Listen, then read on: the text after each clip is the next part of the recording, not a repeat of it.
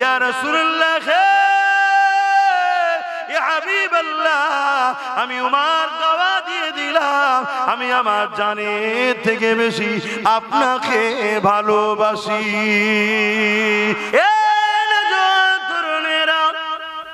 আল্লাহ নবী, নূর নবী, দয়া নবী দুনিয়া জমিনে এসেছিলেন তোমাকে আমাকে সমস্ত খারাপ থেকে বাঁচিয়ে আল্লাহর জান্নাতের রাস্তা দেখাবার জন্যে, আল্লাহর জান্নাতের মানুষ বানাবার জন্যে। সেই নবী পাক সাল্লাল্লাহু আলাইহি ওয়াসাল্লাম কতটা তোমাকে আমাকে প্যার করেছে। আমার নবী পাক সারা জীবন তোমার আমার জন্য কেঁদেছে, যখনই কেঁদেছে তোমার আমার জন্য কেঁদেছে। আম্মা জান খাদিজাতুল কুবরা রাদিয়াল্লাহু তাআলা আনহা বলতে লেগেছে, আমার নবী পাক সাল্লাল্লাহু আলাইহি ওয়াসাল্লাম রাত জেগে জেগে সিজদায় পড়ে পড়ে আল্লাহ পাকের কাছে কাঁদতে থাকতেন, ও রব্বি আল্লাহ পাক, আমার উম্মত উম্মতিদেরকে মাফ করে দিন আল্লাহ, আল্লাহ আমার উম্মত উম্মতিদেরকে ক্ষমা করে দিন আল্লাহ, আল্লাহ আমার উম্মত উম্মতিদেরকে নাজাত দিন আল্লাহ। এ যুবকেরা, তরুণেরা, বাপেরা, যে নবী পাক তোমার আমার জন্য সারা জীবনটা কেঁদেছে, সেই নবী পাকের দিনের জন্য তোমাকে আমাকে জান লাগলে জান, মাল লাগলে মাল, সবটা দিতে হবে, তবেই তো বিনিময়ে জান্নাতটা পাওয়া যাবে। হ্যাঁ, যদি কেউ মনে করো আমি এমনি এমনি পেয়ে যাব, সে মূর্খের স্বর্গে বাস করতে লেগেছে। কেননা মনে রাখবে, ইতিহাস এটাই বলতে লেগেছে, আর দুনিয়াও মাজরাতুল আখিরাত, এটা হলো তোমার আমার জন্য আখিরাতের খেতি বাগান। এখানে আল্লাহ পাক পাঠিয়েছে পরীক্ষা নেবার জন্য। এই পরীক্ষাটা কেমন ভাবে দিতে হবে, আল্লাহ নবীকে বলতে লাগলে, লা ইয়ামিনু আহাদুকুম হাত্তা কুনা আব্বা ইলাইহি মিন ওয়ালিদিহি ওয়া ওয়ালাদিহি ওয়ান নাসি আজমাইন। তোমরা তোমাদের টাকা পয়সা, ধন দৌলত, জমি জায়গা, ঘর বাড়ি, বাপ মা, সন্তান, স্ত্রী, এমনকি নিজের জানের থেকে বেশি আমি রাসূলুল্লাহকে যারা মুহাব্বত না করবে ততক্ষণ পর্যন্ত ঈমান হবে না। ওই মজলিসে হযরত ওমর ফারুক বসেছিলেন, তিনি বলতে লাগলে, ইয়া রাসূলুল্লাহ, হাবিবাল্লাহ, আমি সব কিছু থেকে আপনাকে বেশি ভালোবাসি, ইল্লা মিন নাফসি, জানের থেকে বেশি নয়। আল্লাহ নবী বললেন, ওমর হবে না, জানের থেকে বেশি ভালোবাসতে হবে। কিছুক্ষণ পরে ওমর ফারুক দাঁড়িয়ে গেলে, দাঁড়িয়ে গিয়ে বলতে লাগলে, ইয়া রাসূলুল্লাহ, ইয়া হাবিবাল্লাহ, আমি ওমর দাওয়া দিয়ে দিলাম, আমি আমার জানের থেকে বেশি আপনাকে ভালোবাসি। আরো জোরে বলুন সুবহান।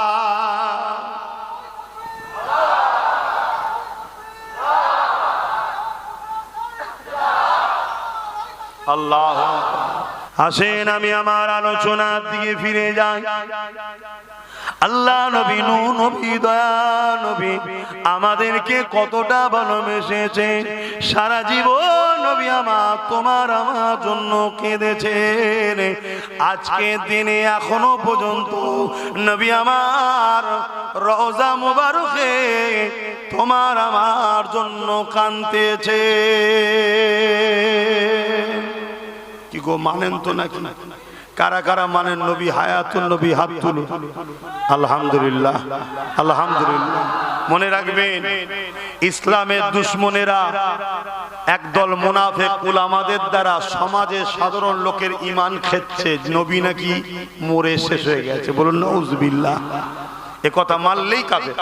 এই শুনছেন, আমার নবী সশরীরে রওজা মুবারকে আমাদের জন্য এখনো আল্লাহর দরবারে দোয়া ও ফরিয়াদ করছেন। জোরে বলুন সুবহানাল্লাহ।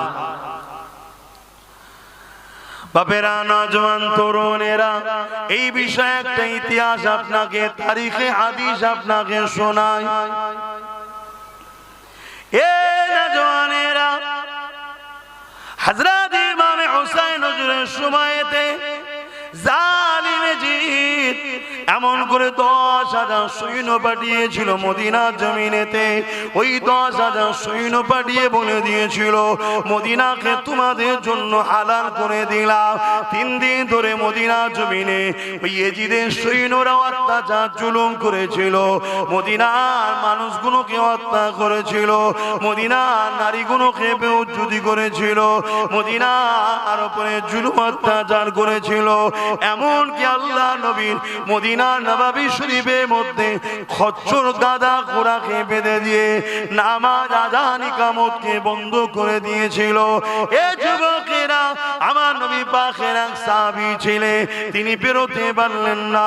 আল্লাহ নবী রওজা শরীফের ভেতরে যেটা সোনালী জালি দিয়ে ঘেরা রয়েছে, আম্মা জান আয়েশা হুজুরের ঘর, ওই ঘরের মধ্যে প্রবেশ করে গিয়ে ওখানে গিয়ে আশ্রয় নিয়েছিল রওজার ভেতরে একদা। এ যুবকেরা, তারপরে আহলে সুন্নাত ওয়াল জামাতের সৈনিকেরা ইয়েজিদ বাহিনীকে হাঁটিয়ে দিয়ে এমন করে রাসূলুল্লাহর মদিনার নববী শরীফকে নিজেদের দখলে যখন নিলে, তখন ওই সাহাবীটা বাইর হয়ে আসলে তিনি বলতে লাগলেন মদিনার নববী শরীফে 3 দিন আযান ইকামত নামাজ বন্ধ ছিল ঠিকই, কিন্তু প্রতিটা টাইমে টাইমে টাইমে আল্লাহ নবীর রওজা মুবারকের ভেতর থেকে আযান ইকামত এবং নামাজের আওয়াজ আসতো। আরো জোরে বলুন সুবহান।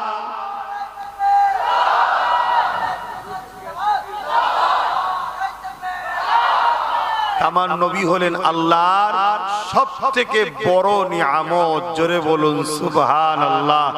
নবী এই মাসে এসেছেন, অর্থাৎ এই মাসে আল্লাহ সবথেকে বড় নিয়ামত এসেছে। এই মাসে তাই আমার নবীর আগমনের আলোচনা বেশি বেশি করা হয়। জোরে বলুন সুবহানাল্লাহ। আল্লাহ পাক কোরআনে আরো জানান, কুল বিফাদলিল্লাহি ওয়া বিরহমাতিহি ফাবিযালিকা ফালইফরাহু।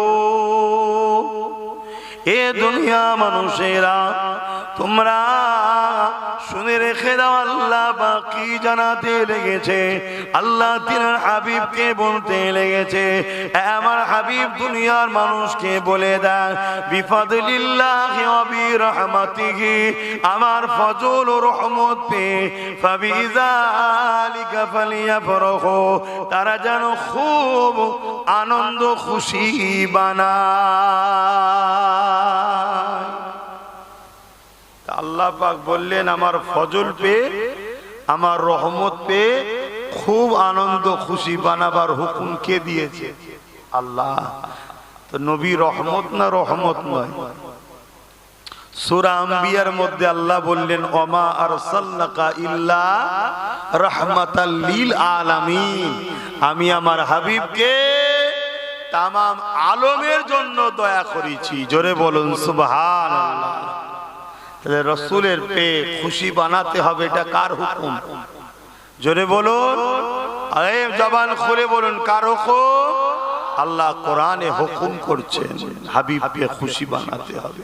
তবে এই খুশিটা শরীয়তের বাইরে নয়। আমাদের খুশি অন্য ধর্মের অনুসরণ করে হতে পারে না। কে কি করছে আমার দেখার দরকার নেই। আমাদের খুশি হবে সাহাবা হুজুরদের আদর্শে। জোরে বলুন সুবহানাল্লাহ। আল্লাহ নবীর সাহাবা হযরত আব্বাস রাদিয়াল্লাহু তাআলা, অপর দিকে তিনি নবী পাকের চাচা জানো হন। তিনি নিজের এলাকার মানুষদেরকে একত্রিত করে আল্লাহ নবীর মিলাদের মাহফিল বানাতেছিলেন, নবী পাকের আলোচনার মাহফিল করতেছিলেন। আল্লাহ নবী মাহফিলের পাশ দিয়ে গেলে নবী পাককে দেখে সাহাবা হুজুররা দাঁড়িয়ে গেলে আল্লাহ নবী নূর নবী দয়া নবীকে সালাম দিলে। আল্লাহ নবী জানতে চাইলে, এ আমার চাচা জান হযরত আব্বাস, আপনি কি করছেন এখানে? মানুষগুলোকে একত্রিত করে কি আলোচনা করছেন? আল্লাহ নবী চাচা জান বলতে লাগলেন, ইয়া রাসূলুল্লাহ হাবিবাল্লাহ, আমরা এখানে আপনার মিলাদের মাহফিল আলোচনা করতে লেগেছে, আপনার মিলাদ কেন্দ্রিক ওকে আলোচনা করতে লেগেছে। আল্লাহ নবী বড় খুশি হয়ে গেলেন। নবী আমার খুশি হয়ে বলতে লাগলেন, ওয়াজাবাত লাহু শাফাআতি, আমার মিলাদের মাহফিল যারা বানাবে আমি রাসূল শাফাআত তাদের জন্য ওয়াজিব।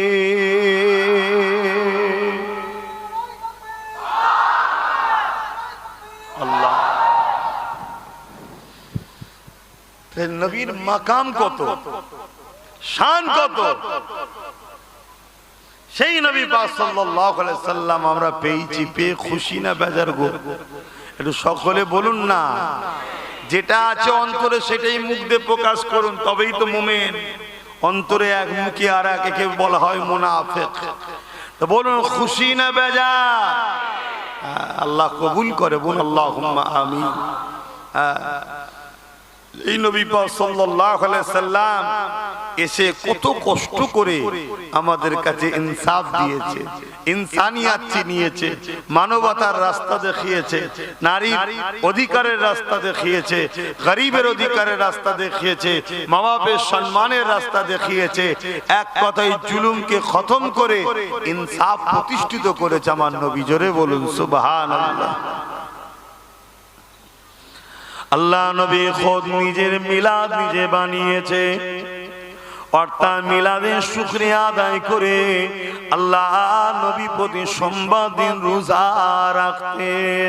সাহাবা হুজুররা জিজ্ঞাসা করলেন, ইয়া রাসূলুল্লাহ হাবিবাল্লাহ, আপনি সোমবার দিন কেন রোজা রাখেন?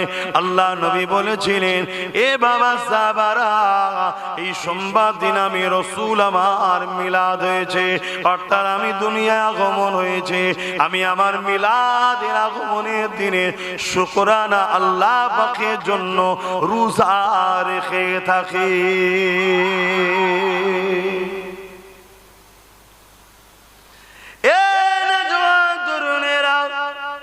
আল্লাহ নবী 40 বছর বয়সে নবুয়ত এলানের পরে নবী আমার নিজে বকরি জবাই করে খানা করে সাহাবা হুজুরকে খাইয়েছে, এইসের খানা খাইয়েছে।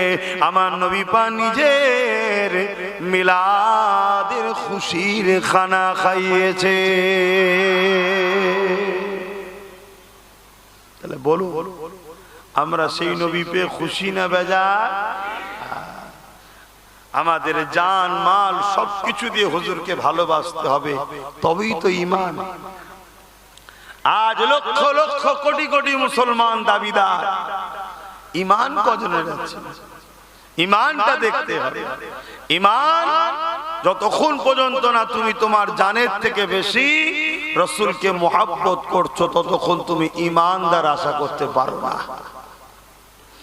সাহাবা হযরত ওমর ফারুক রাদিয়াল্লাহু তাআলা তিনি বলতে লেগেছে, এ দুনিয়া মানুষেরা যারা ঈদে মিলাদুন নবীর মাহফিল করলো, আমার নবী পাকের শিশুবেলা আলোচনার মাহফিল করলো, তারা যেন ইসলামকে জিন্দা করলো।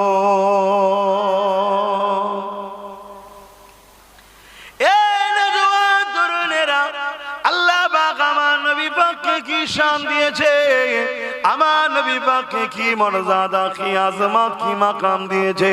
وقال ابو بكر الصديق من انفق درهما على قراءه مولود النبي صلى الله عليه وسلم كان رفيقي في الجنه।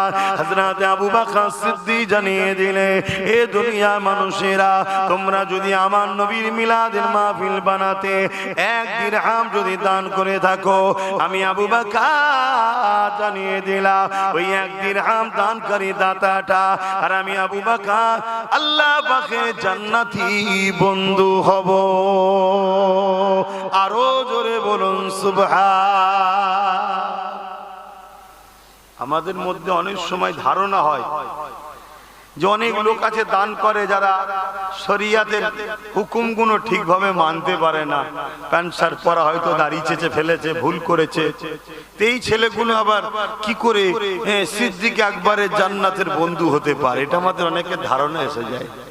আমরা ইতিহাস জানি না, আমরা শরিয়াতকে বুঝি না, এজন্য ধারণা আসে আমার আল্লাহ যাকে পছন্দ করে নেবে তাকে আল্লাহ জান্নাতের উঁচু মাকামে যাবার উপযুক্ত বানিয়ে তৈরি করি তারপরে তুলবে। জোরে বলুন সুবহানাল্লাহ। তাই কিসমত চমকানোর ব্যাপার, যদি একবার কিসমত চমকে যায় তাহলেই আমরা কামিয়াবি হয়ে যাব। আমার রাসূল পাক সাল্লাল্লাহু আলাইহি সাল্লামের মাকাম কত, যে নবীর মিলাদের মাহফিল বানানো কত সম্মানের কাজ, এবং সেই মাহফিলে সহযোগিতা করা কত সম্মানের কাজ।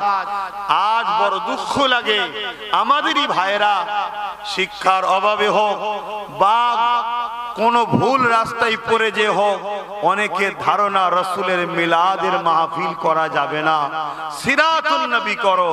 অবশ্যই সিরাতুন নবী অবশ্যই করতে হবে, কিন্তু আহলে সুন্নাত ওয়াল জামাআতের আকীদা সিরাত যার মিলাদও তার। সিরাত বলতে জীবনী, কোন জীবনী কারো লিখলে বললে বা বলতে গেলে সেই জীবনী কিনা শিশু বেলাটা বাদ দিয়ে কি জীবনী হয়? কথা বলো। এটা আশ্চর্যের বিষয় যে নবীর সিরাত মানেন, মিলাদ মানতে চান না। নবীর মিলাদকে অস্বীকার করলে রিসালাতকেই তো অস্বীকার করা হবে। তাই সিরাত যার, মিলাদও তিনার, মিলাদ জিনার, সিরাতও তিনার। তাই সবটাই আহলে সুন্নাত ওয়াল জামাত, নবী ও সাহাবা হুজুরদের মাননেওয়ালা আমাদের আকীদা। জোরে বলুন সুবহানাল্লাহ। বাপেরা, নওজোয়ান তরুণেরা, আসেন আমার নবী পাকের একটু শিশুবেলা আলোচনা করি। আম্মা জান হযরত আমিনা হুজুর বলতে লেগেছে, এ দুনিয়ার মানুষেরা, আমার বাচ্চা মুহাম্মদ যখন আমার রেহেমে চলে আসলো, আব্দুল্লাহর পাসিনা থেকে, আব্দুল্লাহর পেসিনা থেকে নূরে মুহাম্মদ রাসূল যখন আমার পবিত্র রেহেমে চলে আসলো, আমি আমিনা আমার শরীর থেকে একটা খুশবু বেরোতে লাগলো। আমি আমিনা চিন্তিত হতে লাগলাম, আমি আমিনা অবাক হয়ে যেতে লাগলাম। এই খুশবু এত বাড়তে লাগলো, এত খুশবু ছড়াতে লাগলো, পুরো মক্কার অলিতে গলিতে এই চর্চা শুরু হয়ে গেল। এই চর্চা হতে হতে হতে রাসূলে পাকের দাদা জান আব্দুল মুতালিবের কানে উঠে গেল। রাসূলুল্লাহ দাদা জান আব্দুল মুতালিব এই সময় তিনার রাসূলুল্লাহ দাদি জানকে ডাক দিলে, ডেকে বলতে লাগলেন, চারিদিকে চর্চা হচ্ছে আব্দুল্লাহর পরিবার আমাদের পুত্রবধূ কি আতর মাখে, এই আতর নাকি পুরো মক্কার অলিতে গলিতে খুশবু ছড়াচ্ছে, অথচ কেউ বলতে পারছে না এই আতর মক্কার কোন বাজারে পাওয়া যায়, মক্কার কোন দোকানে পাওয়া যায়। এবং আমি আব্দুল মুতালিব বুঝতে পেরেছি এই আতর আমিও দূরে দূরে যাই বিভিন্ন শহরে, এই আতর কোন জায়গায় পাওয়া যায় আমার জানা নাই। এ দুনিয়ার মানুষেরা, রাসূল পাক সাল্লাল্লাহু আলাইহি ওয়াসাল্লামের দাদা জান এইভাবে রাসূল পাক সাল্লাল্লাহু আলাইহি ওয়াসাল্লামের আম্মা জানকে ডাক দিলে, ডাক দিয়ে বলতে লাগলে, এ আমিনা রে, সবার মুখে একটাই কথা, এ আদর কোথা থেকে পাও মা, বলো কোথা থেকে পাও মা খো, যেটা মক্কার কোনো জায়গাতে পাওয়া যায় না। আমার রাসূল পাকের আম্মা জান হযরত আমিনা হুজুর নিজের মুখে থুতু জবানে নিক্ষেপ করলেন, জমিনে ফেললে, সঙ্গে সঙ্গে ওই যেমন আতরের শিশি খুললে, ঢাকন খুললে খুশবু ছড়িয়ে যায়, বড় বড় করে খুশবু বাইর হয়, ওই সুতু থেকে খুশবু বাইর হতে লেগেছে। এ যুবকেরা, তরুণেরা, আম্মা আমিনা বলতে লেগেছে, আব্বা জান আম্মা জান আতর আমিনা মাখে না কেন, আমি কোনো আতর ব্যবহার করি না, এ খুশবু আমার মনো ব্যবহার করা খুশবু নয়। আর আমার আব্বা আম্মা, এই খুশবু আমার গর্ভে যিনি রয়েছে তিনার খুশবু। আরো জোরে বলুন সুবহান।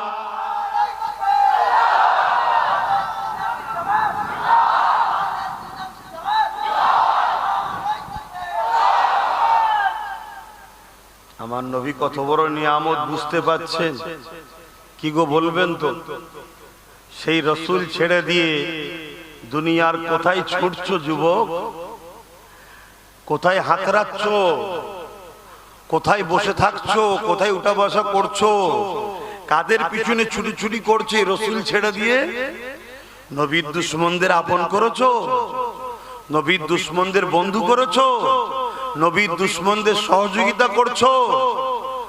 যারা তোমার নবীর দিনকে মিটাতে চাইছে, হ্যাঁ, যারা তোমার নবীর শানে গুস্তাখি করে, ছোট বড় কথা বলে, নবীর মিলাদের মাহফিলকে মিটিয়ে দিতে চায়, নবীর দিনকে মিটিয়ে দিতে চায়, তাদের সঙ্গে যুবক উঠা বসা করো।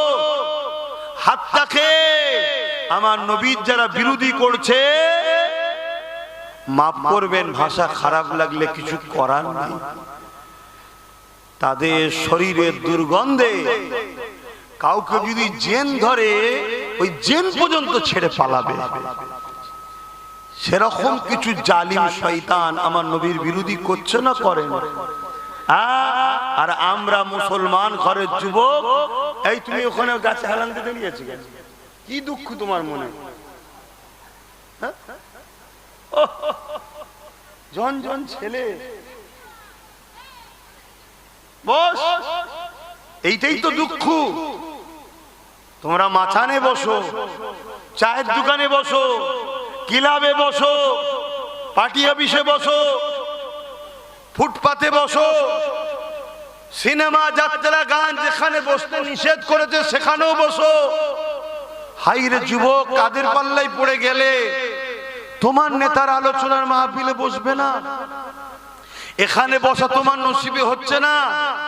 এখানে বসতে তোমার দিল চাইছে না? এখানে বসলে তোমাকে শয়তান অসহসাদে তুলে দিচ্ছে, এখান থেকে তোমাকে দূরে সরিয়ে রাখছে। তোমার কি ভয় হয় না? তোমার তো মৃত্যু এক্ষুনি হয়ে যেতে পারে। তোমার কবরে তো কেউ যাবে না, তোমার আব্বা আম্মা নেতা নেত্রী কেউ যাবে না, তোমার কবরে নূর নবী আসবে। জোরে বলুন সুবহানাল্লাহ।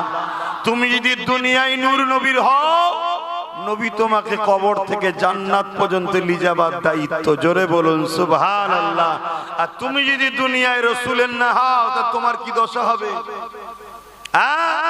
আল্লাহ নবী বলেছেন জাহান্নামের একটা গর্ত করে দেয়া হবে কবরকে তাদের জন্য যারা ইসলাম বিদ্বেষী, নবী বিদ্বেষী, মুনাফিক মুসলমান, তাদের জন্য কবরকে জাহান্নামের একটা গর্ত করা হবে এবং সেখানে দাও দাও করে আগুন জ্বলবে।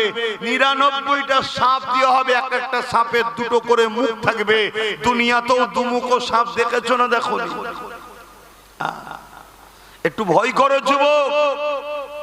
আমার নবীর কোন কথা পৃথিবীর কেউ মিথ্যা প্রমাণ করতে পারেনি। আমার কোরআনের কোন কথা পৃথিবীর কেউ মিথ্যা প্রমাণ করতে পারেনি। কয়েক লক্ষ কোটি মিলিয়ন টাকা খরচ করে বছরে বছরে কোরআনের ভুল বার করার জন্য পৃথিবী বিখ্যাত দেশগুলো, আমেরিকা বলুন, ফ্রান্স বলুন, ব্রিটেন বলুন, সবাই রিসার্চ করছে কোরআনের ভুল বার করার জন্য। শোনো বন্ধুরা, কেউ 20, কেউ 30 বছর রিসার্চ করে তারা বলতে লেগেছে কোরআনের তো ভুল নাই, আমার একটা ভুল পেয়েছি। ওই ভুল হলো কোরআন না মেনে আছি, তাই আজ আমি কথা দিলাম কোরআন মেনে নিলাম। জোরে বলুন সুবহানাল্লাহ। সেই ঘরের সন্তান তোমরা, সেই ঘরে আল্লাহ তোমাদেরকে পাঠিয়েছে। আজকে তোমাদের আদর্শ কি? তোমাদের বসার জায়গা কোথায়? তোমাদের করণীয় কি? তোমাদের কাজ কি? কি জন্য আল্লাহ দুটো হাত দিল? কি জন্য কান দিল? কি জন্য চোখ দিল? কি জন্য জবানে কথা দিল? কি জন্য পা দিল? কি জন্য জিন্দেগি দিল? কি জন্য ভালো মন্দ বুঝার জন্যই তো দিমাগ দিল। এখনো পেও যদি তুমি সঠিক রাস্তায় না চলো, তাহলে তোমাকে আমাকে মুনাফিক বলা হবে।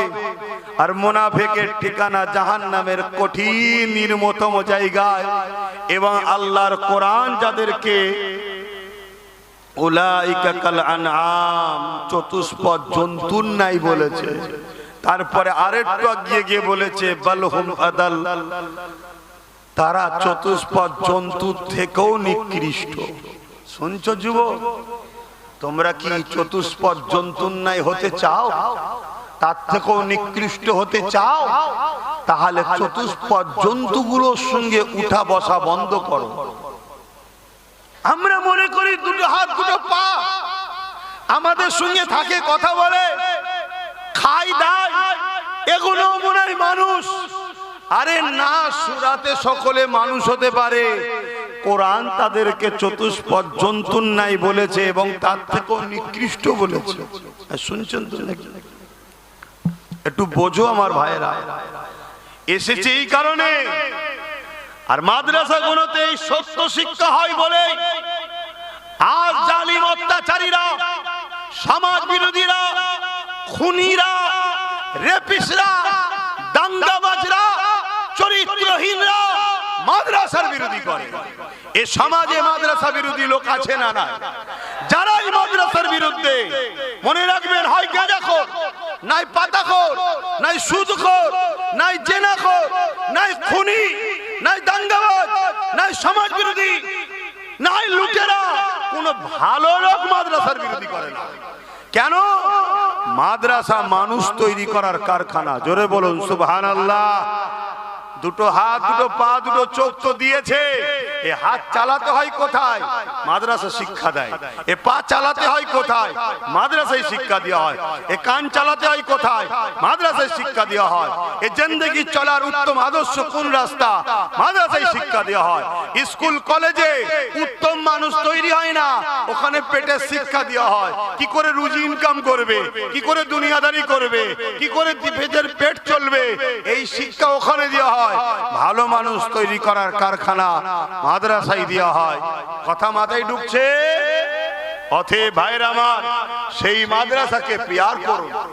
আজ আমরা উম্মতে মুহাম্মাদি, আমরা আমাদের ছেলেদের ঘরে মাদ্রাসা থেকে দূরে রেখেছি, আছি না? না, তাহলে আমাদের উপরে লানত তো হবেই। আমরা তো বেইজ্জতি হব, আমরা তো অপমানিত হব, আমরা তো পদদলিত হব, আমরা তো ধ্বংস হব। কিছু করার নেই। আমরা তো নিজেরা নিজেদের ঘরে ঘৃণা করি, তাহলে অন্যজন তো আমাকে লুটবেই রে বাপ। কথা বুঝে আসছে তো নাকি? আমরাই আমাদের মাদ্রাসা, বাচ্চাদের ঘরে মাদ্রাসার দিকে গুরুত্ব দিই না। হ্যাঁ, ডাক্তার বানাও, ইসলামে ইজাজত। জজ বানাও, ইসলামে ইজাজত। উকিল বানাও, ইসলামে জায়েজ। পুলিশ বানাও, ইসলামে জায়েজ। নেতা বানাও, ইসলামে জায়েজ। কিন্তু মনে রাখো, প্রথম শিক্ষা তোমাকে তিনটে দিতেই হবে। যে বাপ মা তার সন্তানকে এই তিনটে শিক্ষা দেবে না, ওই বাপ মা কিয়ামতের দিন ধরা পড়বে। নাম্বার 1, নবীর প্রেম ও আদব, যেটা মাদ্রাসায় দেওয়া হয়। নাম্বার 2, আহলে বায়াতদের প্রেম ও আদব, মাদ্রাসায় দেওয়া হয়। নাম্বার 3, কোরআনের শিক্ষা, মাদ্রাসায় দেওয়া হয়। তারপরে আপনার ছেলেকে জজ বানান। ও জজ কখনো ভুল রায় দেবে না, ও জজ কখনো মুখ চেয়ে রায় দেবে না, ও জজ কখনো সংবিধান বিরোধী রায় দেবে না, ও জজ কোনোদিন মানবতার বিরুদ্ধে রায় দেবে না। তাতে জান চলে যায়, চলে যাবে। আমি ভুল রায় দেবো না। তাই আপনাকে বলতে হবে, আপনার সন্তানকে এই তিনটে শিক্ষা দিয়ে জজ বানান। আর যদি না দেন, তাহলে আপনার ছেলে এমন জজ হবে, সংবিধানের বাইরে গিয়ে আস্থার উপরে রায় দেবে, যেমন বাবরি মসজিদের রায় দিয়েছিল। এই জানেন তো না? কথাটা কি কষ্ট হয়ে গেল? আপনারা ভুলে যেতে পারেন অনেক কিছু, আমরা ভুলি না। কেন ভুলি না? কেন আমরা এখান থেকে ভালোবাসি। কিন্তু তোমরা আমার ভাই, তো তোমাদেরকে জিজ্ঞেস করছি, তোমার লেবাস নিয়ে ভুল থাকতে পারে, বলি আমি ঝগড়া করতে আসিনি। হালকা বয়স একটু হবে, একটু লাফালাফি করবে, কিন্তু ইসলামের মূল ধারা থেকে সরে যাচ্ছ কেন? ইসলামের মূল জায়গা থেকে সরে যাচ্ছ কেন? তুমি তোমার ছেলেকে দ্বীনি শিক্ষা দেওয়ার পরে তোমার ছেলেকে ডাক্তার বানাও। ও ডাক্তার হবে, কসাই হবে না। এখন অনেক ডাক্তার হয়েছে কসাই, বোঝেন তো নাকি? 3 দিন আগে মারা গেছে, তারপরেও তাকে অপারেশন করেই যাচ্ছে আর পয়সা লুটেই যাচ্ছে। এরকম কসাই আছে না? না। আরে বাবা, একের পর এক বুঝতে পেরেছে কি বিমার, তার তারপরও এই রিপোর্ট করো, ও রিপোর্ট করো, এই রিপোর্ট করো, এই করো, এই করো। গরিব মানুষ 15,000 টাকা বিল, আর যেখান থেকে রিপোর্ট করবে সব কনসেশন। এগুলো ডাকাত নয়? এক কথা বলছেন না? মনে রাখবেন, যদি তোমার ছেলেকে দ্বীনি শিক্ষা দাও আর তারপরে ডাক্তার বানাও, ও ছেলে কিন্তু এরকম হবে না, ওর মধ্যে আল্লাহর ভয় থাকবে। তারপরে তোমার ছেলেকে দ্বীনি শিক্ষা দাও, দিবার পরে তোমার ছেলেকে ডাক্তার বানাও, তোমার ছেলে হাতে কোনোদিন এই তিলক তোমার মতো কোনো গুণ রেপ হবে না। আর যদি তোমার ছেলেকে দ্বীনি শিক্ষা না দিয়ে ডাক্তার বানাও, ও কত তিলক তোমাকে জানলে নেবে। জানেন তো তিলক তোমাকে ভুলে গেছেন নাকি? ভুলে গেছে? এখন কারো মনে হতে পারে অমুসলিম মেয়ের কথা আপনি ধর্ম সবাই বলছেন কেন? তুই ধর্মটাকেই তো বুঝলি না। ধর্ম তো মানুষকে ভালোবাসার নাম। তার ধর্ম কি সে জবাব দেবে, আমার ধর্ম কি আমি জবাব দেব? সে আমার বোন হয়, সে মানুষ, সে নারী জাত, মায়ের জাত, সে বাপ আদম মা হাওয়ারই সন্তান। তাকেও ভালোবাসা, তার জন্য কষ্ট পাওয়া, এটা একটা ইমানেরই পরিচয়। জোরে বলুন সুবহানাল্লাহ। যার দিলে এই নারীদের উপরে, বা তিলোত্তমা হোক আর মুসলিম না যেই হোক, কোন নারীর উপরে জুলুম হবে, যার দিলে ব্যথা নেই, তার মধ্যে ইমান কিসের আবার? এই শুনছেন তো নাকি? হ্যাঁ, যদি ভুল আজ করি এত সব লেগিয়ে বসে আছে, দেখো না, বাপ রে বাপ।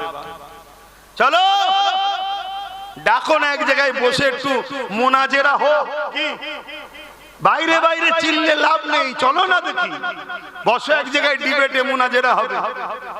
ভাইরা আমার, ছেলেকে দ্বীনি শিক্ষা দেন, দিবার পরে পুলিশ বানান।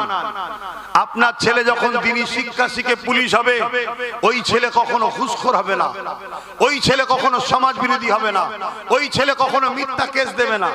ওই ছেলে জানার পরও যে ছেলেটা নির্দোষ, তুলে নিয়ে যে নেতার পা চাটার জন্য তাকে কখনো পিটবে না। আর আপনার ছেলে যদি দ্বীনি শিক্ষা না জানে, তাহলে নিরীহ ছেলেদেরকে তুলে নিয়ে যে জেলের মধ্যে পিটিয়ে মেরে দেবে, বা আনিস খানের মতো ছেলেকে ছাদ থেকে ঠেলে ফেলে দেবে। কথা বুঝে আসছে না? নাই? এজন্য দ্বীনি শিক্ষার দরকার আছে না? না। আর এই দ্বীনি শিক্ষাকে মিটিয়ে দিবার পরিকল্পনা একটা চলছে। তা আপনারা উম্মতে মুহাম্মাদি, আপনারা বলুন, এই দ্বীনি শিক্ষা বাঁচাবার জন্য দায়িত্ব লিয়া দরকার আছে না? নাই? হাত তুলে সাক্ষী দেন, দায়িত্ব লিবার দরকার আছে না? নাই?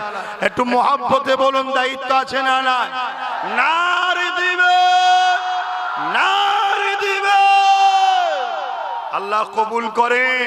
দরুদ শরীফ আল্লাহুম্মা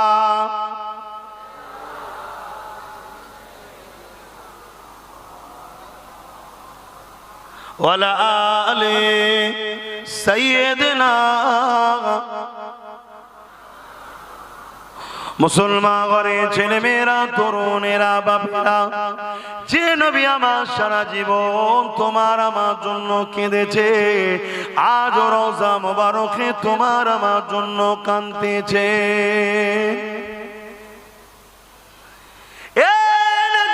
তরুণেরা, আল্লাহ নবী, নূর নবী, দয়া নবী দুনিয়া জমিনে এসেছিলেন তোমাকে আমাকে সমস্ত খারাপ থেকে বাঁচিয়ে আল্লাহর জান্নাতের রাস্তা দেখাবার জন্যে, আল্লাহর জান্নাতের মানুষ বানাবার জন্যে। সেই নবী পাক সাল্লাল্লাহু আলাইহি ওয়াসাল্লাম কতটা তোমাকে আমাকে পেয়ার করেছে। আমার নবী পাক সারা জীবন তোমার আমার জন্য কেঁদেছে। যখনই কেঁদেছে তোমার আমার জন্য কেঁদেছে। আম্মা জান খাদিজাতুল কুবরা রাদিয়াল্লাহু তাআলা আনহা বলতে লেগেছে, আমার নবী পাক সাল্লাল্লাহু আলাইহি ওয়াসাল্লাম রাত জেগে জেগে সিজদায় পড়ে পড়ে আল্লাহ পাকের কাছে কাঁদতে থাকতেন। ও রব্বি আল্লাহ পাক, আমার উম্মত উম্মতিদেরকে maaf করে দিন আল্লাহ। আল্লাহ আমার উম্মত উম্মতিদেরকে ক্ষমা করে দিন আল্লাহ। আল্লাহ আমার উম্মত উম্মতিদেরকে নাজাত দিন আল্লাহ। এ যুবকেরা, তরুণেরা, বাপেরা, যে নবী পাক তোমার আমার জন্য সারা জীবনটা কেঁদেছে, সেই নবী পাকের দিনের জন্য তোমাকে আমাকে জান লাগলে জান, মাল লাগলে মাল, সবটা দিতে হবে, তবেই তো বিনিময়ে জান্নাতটা পাওয়া যাবে। হ্যাঁ, যদি কেউ মনে করো আমি এমনি এমনি পেয়ে যাব, সে মূর্খের স্বর্গে বাস করতে লেগেছে।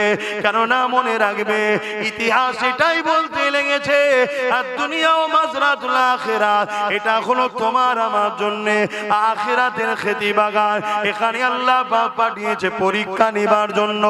এই পরীক্ষাটা কেমন ভাবে দিতে হবে, আল্লাহ নবীকে বলতে লাগলে লা ইয়ামিনু আহাদুকুম হাত্তা কুনা আব্বা ইলাইহি বিওয়ালিদিহি ওয়া ওয়ালাদিহি ওয়ান নাসি আজমাইন।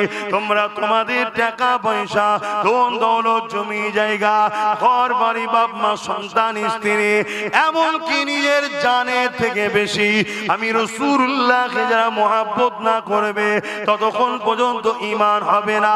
ওই মজলিসে হযরত ওমর ফারুক বসেছিলেন, তিনি বলতে লাগলে ইয়া রাসূলুল্লাহ, হাবিবাল্লাহ, আমি সব কিছু থেকে আপনাকে বেশি ভালোবাসি, ইল্লা মিন নাফসি, জানের থেকে বেশি নয়। আল্লাহ নবী বললেন ওমর হবে না, জানের থেকে বেশি ভালোবাসতে হবে। কিছুক্ষণ পর ওমর ফারুক দাঁড়িয়ে গিয়ে বলতে লাগলে ইয়া রাসূলুল্লাহ, ইয়া হাবিবাল্লাহ, আমি ওমর দাওয়া দিয়ে দিলাম আমি আমার জানের থেকে বেশি আপনাকে ভালোবাসি। আরো জোরে বলুন সুবহান।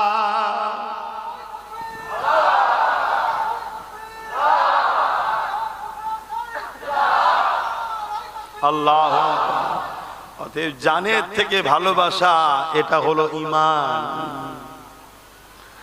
আজকে আমরা সেই কাজ করতে পারছি কি? নিজের বিবেককে প্রশ্ন করুন। কেননা আমরা হাজারো জায়গায় অর্থ খরচ করি, প্রয়োজন আছে করতে হবে, প্রয়োজনীয় জায়গায় করাটাও খারাপ নয়, ভালো। তবে ইসলামে প্রতিষ্ঠানগুলোকেও বাঁচাবার জন্য আমাদেরকে খেয়াল করতে হবে। কেন আমাদের প্রতিষ্ঠানে কোনো সরকারি ভাবে কেউ অনুদান দেয় না, কথা বুঝে আসছে তো নাকি?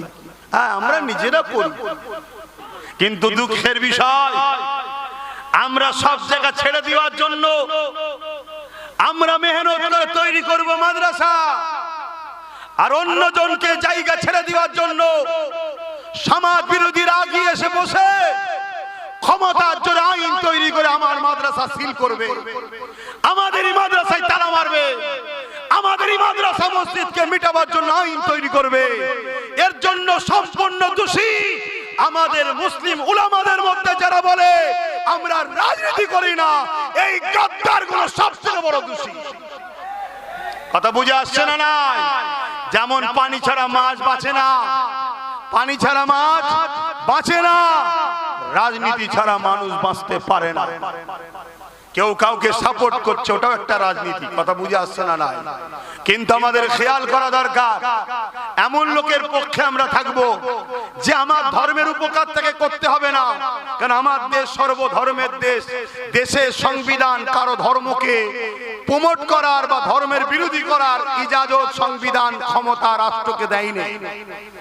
অতএব কমসে কম যেন বিরোধী না করে, এটাও আমাদের খেয়াল রাখা দরকার আছে না? না, কিন্তু আমরা তা রাখি না। আমরা কি করি? আমরা দূরে এত সরে গেছি, বা আমার সমাজকে এত দূরে সরিয়ে দিয়েছি, মুনাফিক মুসলমান আর ইসলামের দুশমন এক হয়ে গেছে।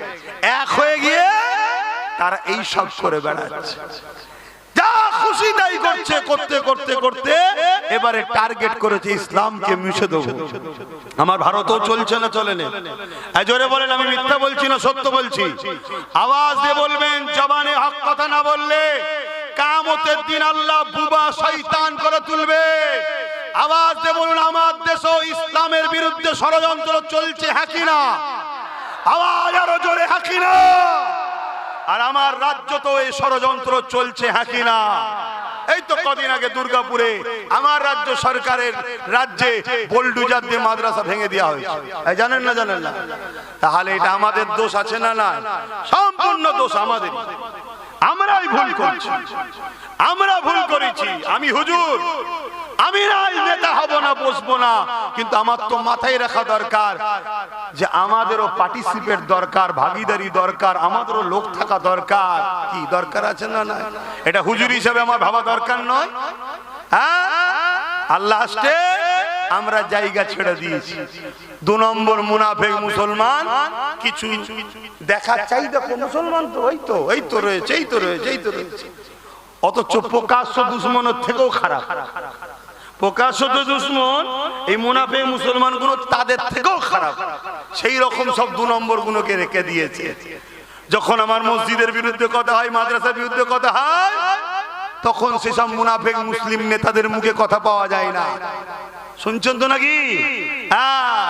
আর যখন তার দলের বেঈমান নেতা নেত্রীর বিরুদ্ধে কেউ বলে, তখন এই মুসলমান গুলো ঘর ভাঙে, কেস দেয়, কি করে না। অতএব এরা গাদ্দার মুসলিম সমাজের। অতএব এই গাদ্দার গুলোকে চিনা দরকার। আল্লাহ রসুল বলেছেন প্রকাশ্য ইসলামের দুশমনের থেকেও এই মুনাফিক গাদ্দার গুলো আরো ভয়ঙ্কর। তো যাক, আল্লাহ নবীর ঘর তৈরি করছেন। আল্লাহ আপনাদের চেষ্টা মেহনতকে কবুল করে, বোন আল্লাহুম্মা আমিন। শুনছো যুবক, তোমাদের গাফলতির জন্য আজকে মসজিদ মাদ্রাসা বিপদের মুখে, তোমাদের গাফলতি। আসো, যা ভুল করেছো, আগামী দিন শক্তি তৈরি করো। লোহা না হলে লোহা কাটা যায় না, এটাকে মাথায় রেখো। আসেন আমি আমার আলোচনার দিকে ফিরে যাই। আল্লাহ নবী, নূহ নবী, দয়া নবী আমাদেরকে কতটা ভালোবেসেছে। সারা জীবন নবী আমার তোমার আমার জন্য কেঁদেছেন। আজকে দিনে এখনো পর্যন্ত নবী আমার রওজা মুবারকে তোমার আমার জন্য কাঁদতেছে। কি গো, মানেন তো নাকি? কারা কারা মানেন নবী হায়াতুন নবী? হাত তুলুন। আলহামদুলিল্লাহ, আলহামদুলিল্লাহ। মনে রাখবেন, ইসলামের দুশমনেরা একদল মুনাফিক উলামাদের দ্বারা সমাজের সাধারণ লোকের ঈমান খেচ্ছে, নবী নাকি মরে শেষ হয়ে গেছে। বলুন নাউজুবিল্লাহ। এ কথা মানলেই কাফের। এই শুনছেন, আমার নবী সশরীরে রওজা মুবারকে আমাদের জন্য এখনো আল্লাহর দরবারে দোয়া ও ফরিয়াদ করছেন। জোরে বলুন সুবহানাল্লাহ। বাপেরা, নওজওয়ান তরুণেরা, এই বিষয়ে একটা ইতিহাস আপনাকে, তারিখে হাদিস আপনাকে শোনাই। এ নওজওয়ানেরা, হযরত ইমাম হুসাইন হুজুরের সময়তে জালিম জিদ এমন করে 10,000 সৈন্য পাঠিয়েছিল মদিনার জমিনেতে। ওই 10,000 সৈন্য পাঠিয়ে বলে দিয়েছিল, মদিনাকে তোমাদের জন্য হালাল করে দিলাম। 3 দিন ধরে মদিনার জমিনে ওই ইয়েজিদের সৈন্যরা অত্যাচার জুলুম করেছিল, মদিনার মানুষগুলোকে হত্যা করেছিল, মদিনার নারীগুলোকে বেউজ্জুতি করেছিল, মদিনার উপরে জুলুম অত্যাচার করেছিল। এমনকি আল্লাহ নবীর মদিনার নববী শরীফের মধ্যে খচ্চর গাদা ঘোড়াকে বেঁধে দিয়ে নামাজ আযান ইকামতকে বন্ধ করে দিয়েছিল। এ যুবকেরা, আমার নবী পাকের এক সাহাবী ছিলেন, তিনি বেরোতে পারলেন না। আল্লাহ নবী রওজা শরীফের ভেতরে যেটা সোনালী জালি দিয়ে ঘেরা রয়েছে, আম্মা জান আয়েশা হুজুরের ঘর, ওই ঘরের মধ্যে প্রবেশ করে গিয়ে ওখানে গিয়ে আশ্রয় নিয়েছিল রওজার ভেতরে একদা। এ যুবকেরা, তারপরে আহলে সুন্নাত ওয়াল জামাতের সৈনিকেরা ইয়েজিদ বাহিনীকে হাঁটিয়ে দিয়ে এমন করে রাসূলুল্লাহর মদিনার নববী শরীফকে নিজেদের দখলে যখন নিলে, তখন এই সাহাবীটা বাইর হয়ে আসলে তিনি বলতে লাগলেন, মদিনার নববী শরীফে 3 দিন আযান ইকামত নামাজ বন্ধ ছিল ঠিকই, কিন্তু প্রতিটা টাইমে টাইমে টাইমে আল্লাহ নবীর রওজা মুবারকের ভেতর থেকে আযান ইকামত এবং নামাজের আওয়াজ আসতো। আরো জোরে বলুন সুবহান।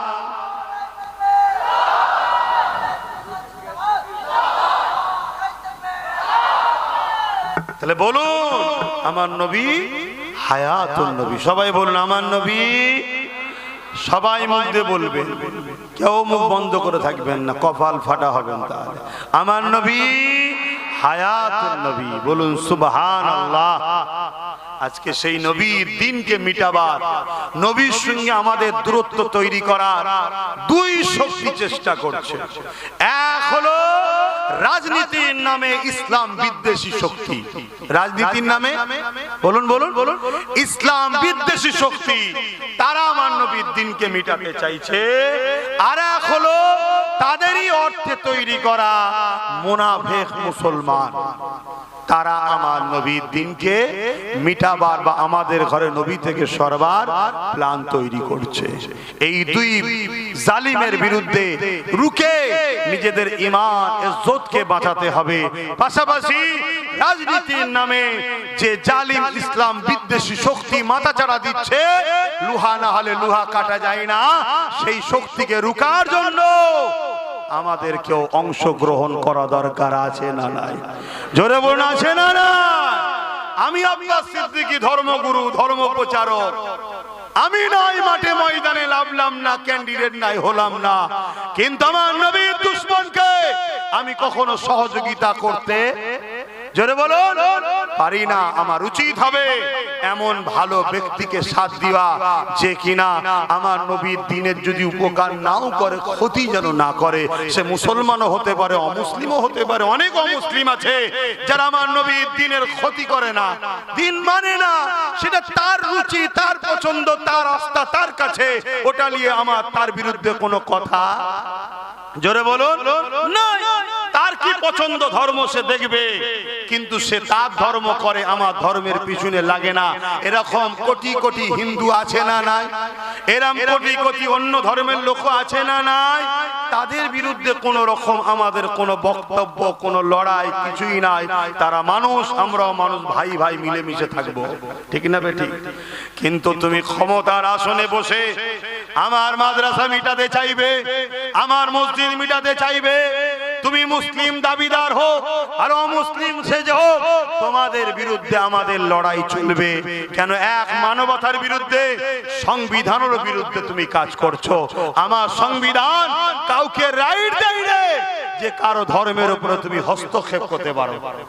শুনছেন তো নাকি?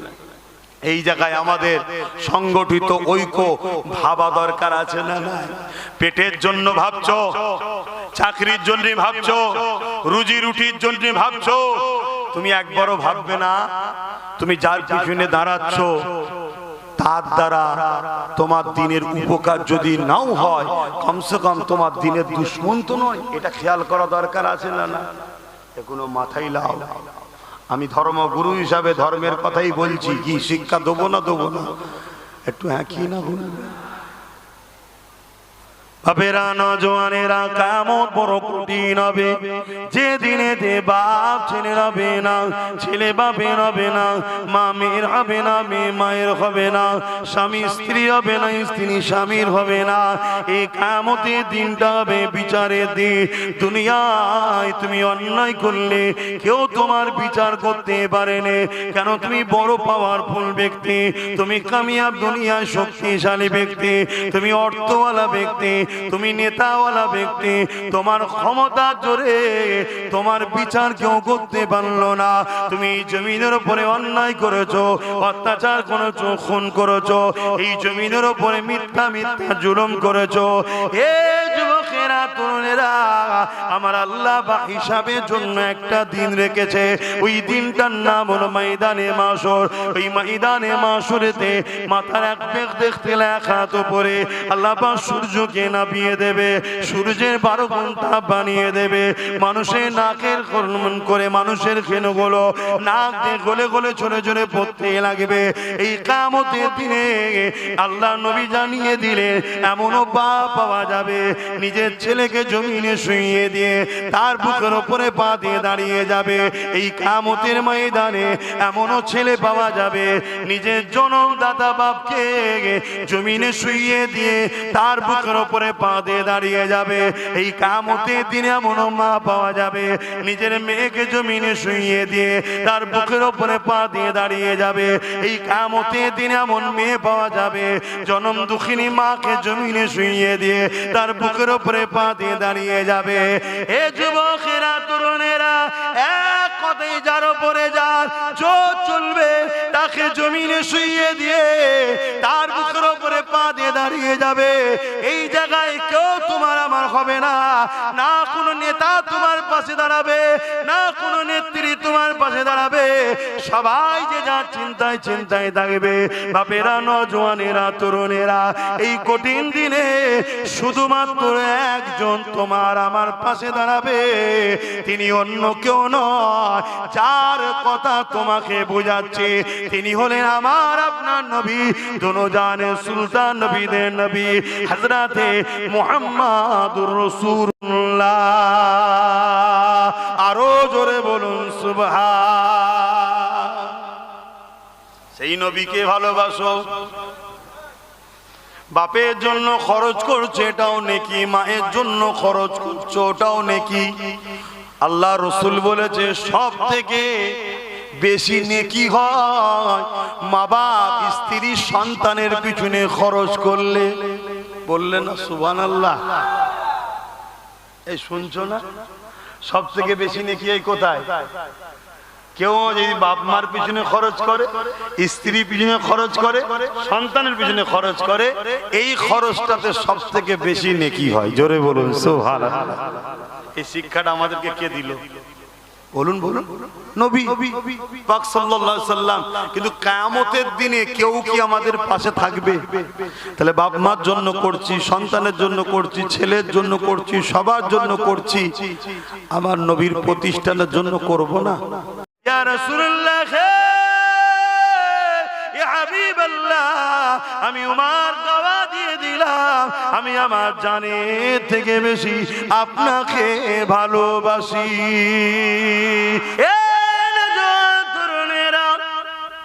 আল্লাহ নবী, নবী, নবী দুনিয়া জমিনে এসেছিলেন তোমাকে আমাকে সমস্ত খারাপ থেকে বাঁচিয়ে আল্লাহর জান্নাতের রাস্তা দেখাবার জন্যে, আল্লাহর জান্নাতের মানুষ বানাবার জন্যে। সেই নবী পাক সাল্লাল্লাহু আলাইহি ওয়াসাল্লাম কতটা তোমাকে আমাকে প্যার করেছে। আমার নবী পাক সারা জীবন তোমার আমার জন্য কেঁদেছে। যখনই কেঁদেছে তোমার আমার জন্য কেঁদেছে। আম্মা জান খাদিজাতুল কুবরা রাদিয়াল্লাহু তাআলা আনহা বলতে লেগেছে, আমার নবী পাক সাল্লাল্লাহু আলাইহি ওয়াসাল্লাম রাত জেগে জেগে সিজদায় পড়ে পড়ে আল্লাহ পাকের কাছে কাঁদতে থাকতেন। ও রব্বি আল্লাহ পাক, আমার উম্মত উম্মতিদেরকে maaf করে দিন আল্লাহ। আল্লাহ আমার উম্মত উম্মতিদেরকে ক্ষমা করে দিন আল্লাহ। আল্লাহ আমার উম্মত উম্মতিদেরকে নাজাত দিন আল্লাহ। এ যুবকেরা, তরুণেরা, বাপেরা, যে নবী পাক তোমার আমার জন্য সারা জীবনটা কেঁদেছে, সেই নবী পাকের দিনের জন্য তোমাকে আমাকে জান লাগলে জান, মাল লাগলে মাল, সবটা দিতে হবে, তবেই তো বিনিময়ে জান্নাতটা পাওয়া যাবে। হ্যাঁ, যদি কেউ মনে করো আমি এমনি এমনি পেয়ে যাব, সে মূর্খের স্বর্গে বাস করতে লেগেছে। কেননা মনে রাখবে, ইতিহাস এটাই বলতে লেগেছে, আর দুনিয়াও মাজরাতুল আখিরাত, এটা হলো তোমার আমার জন্য আখিরাতের খেতি বাগান। এখানে আল্লাহ পাক পাঠিয়েছে পরীক্ষা নেবার জন্য। এই পরীক্ষাটা কেমন ভাবে দিতে হবে আল্লাহ নবীকে বলতে লাগলে, লা ইয়ামিনু আহাদুকুম হাত্তা কুনা আব্বা ইলাইহি মিন ওয়ালিদিহি ওয়া ওয়ালাদিহি ওয়ান নাসি আজমাইন। তোমরা তোমাদের টাকা পয়সা, ধন দৌলত, জমি জায়গা, ঘর বাড়ি, বাপ মা, সন্তান, স্ত্রী, এমনকি নিজের জানের থেকে বেশি আমি রাসূলুল্লাহকে যারা মহব্বত না করবে ততক্ষণ পর্যন্ত ঈমান হবে না। ওই মজলিসে হযরত ওমর ফারুক বসেছিলেন, তিনি বলতে লাগলে, ইয়া রাসূলুল্লাহ, হাবিবাল্লাহ, আমি সব কিছু থেকে আপনাকে বেশি ভালোবাসি, ইল্লা মিন নাফসি, জানের থেকে বেশি নয়। আল্লাহ নবী বললেন, ওমর হবে না, জানের থেকে বেশি ভালোবাসতে হবে। কিছুক্ষণ পরে ওমর ফারুক দাঁড়িয়ে গেলে, দাঁড়িয়ে গিয়ে বলতে লাগলে, ইয়া রাসূলুল্লাহ, ইয়া হাবিবাল্লাহ, আমি ওমর দাওয়া দিয়ে দিলাম, আমি আমার জানের থেকে বেশি আপনাকে ভালোবাসি। আরো জোরে বলুন সুবহান।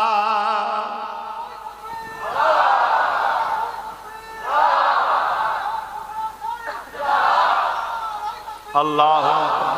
আসেন আমি আমার আলোচনার দিকে ফিরে যাই।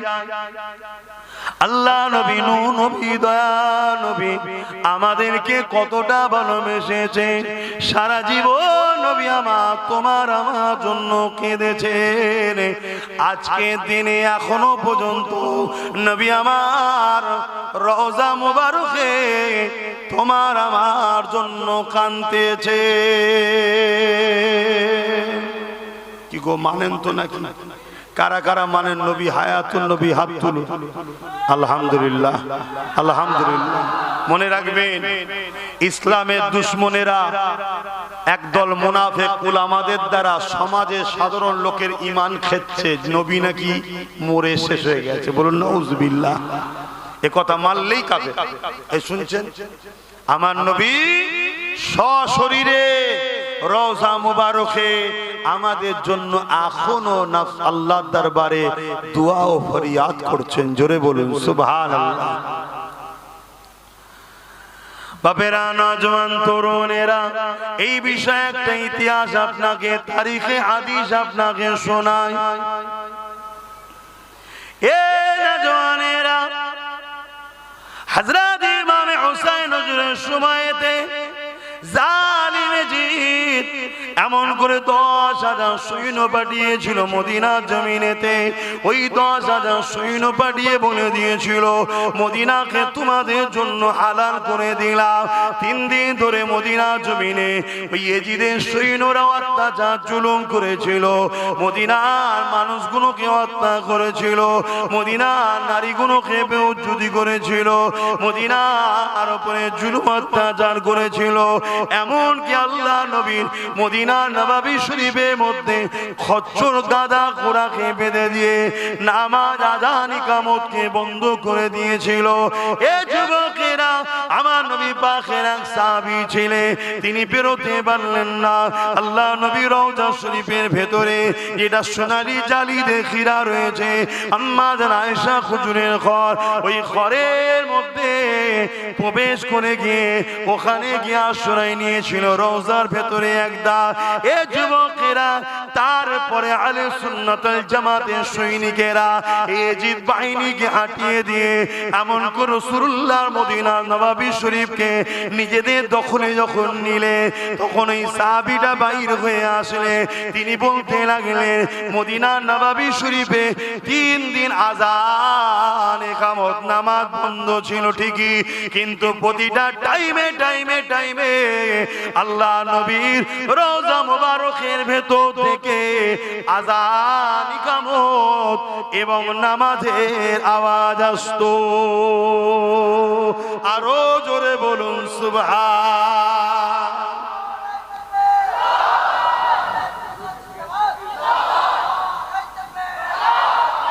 আমার নবী হলেন আল্লাহর সবথেকে বড় নিয়ামত। জোরে বলুন সুবহানাল্লাহ।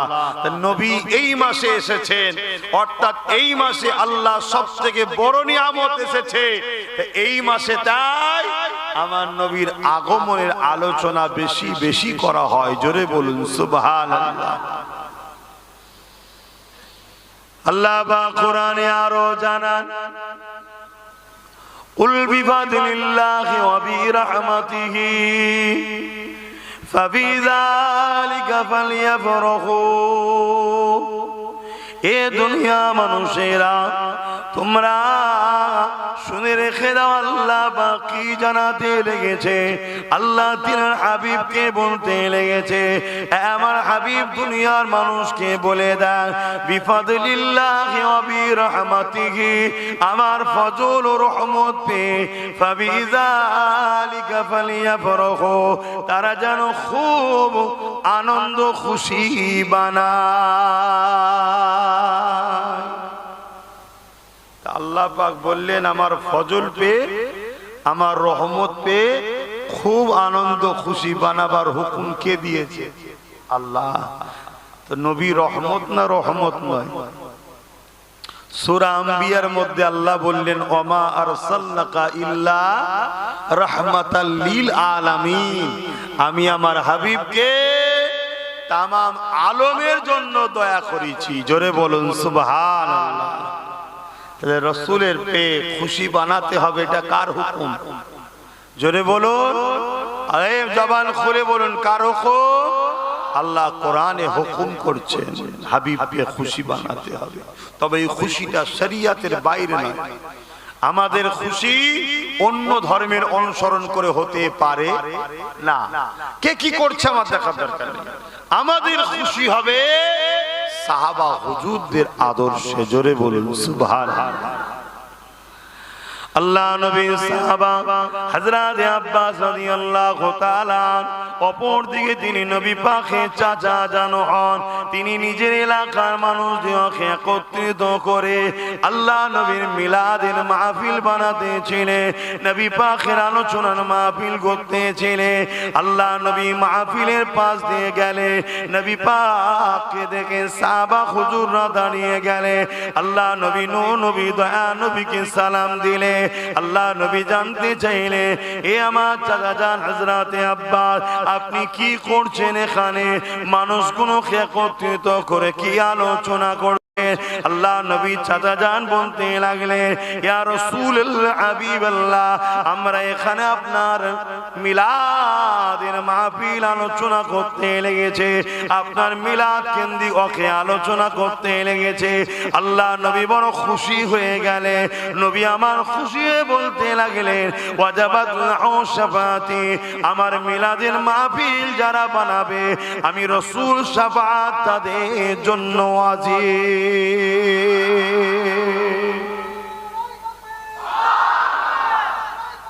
আল্লাহ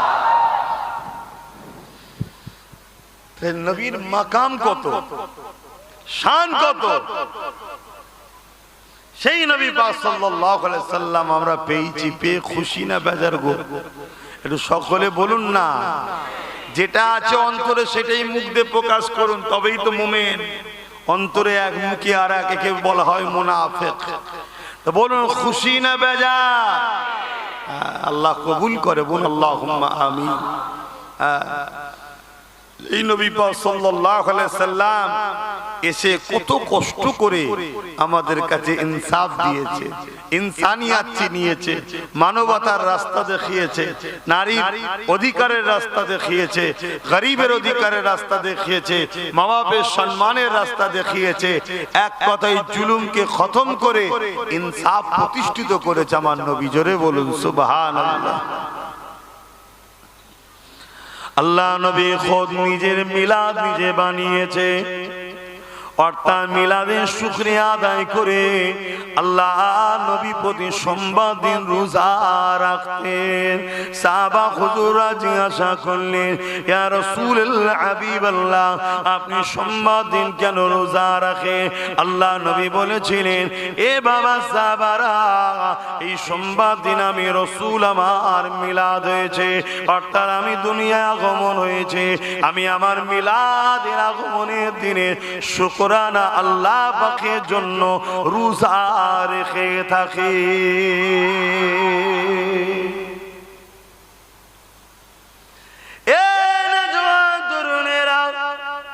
আল্লাহ নবী 40 বছর বয়সে নবুয়ত এলানের পরে নবী আমার নিজে বকরি জবাই করে খানা করে সাহাবা হুজুরদেরকে খাইয়েছে, এইসের খানা খাইয়েছে।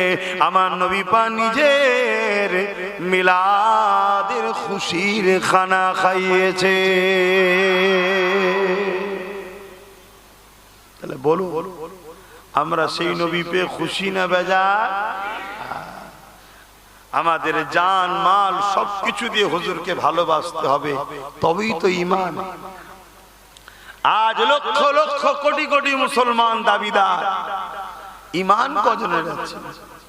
ঈমানটা দেখতে হবে। ঈমান যতক্ষণ পর্যন্ত না তুমি তোমার জানের থেকে বেশি রাসূলকে মুহাব্বত করছো, ততক্ষণ তুমি ঈমানদার আশা করতে পারো না। সাহাবা হযরত ওমর ফারুক রাদিয়াল্লাহু তাআলা তিনি বলতে লেগেছে, এ দুনিয়া মানুষেরা যারা ঈদে মিলাদুন নবীর মাহফিল করলো, আমার নবী পাকের শিশুবেলা আলোচনার মাহফিল করলো, তারা যেন ইসলামকে জিন্দা করলো।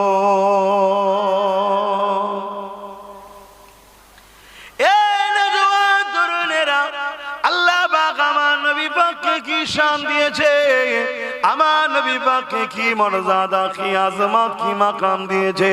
وقال أبو بكر الصديق من أنفق درهما على قراءة مولود النبي صلى الله عليه وسلم كان رفيق في الجنة।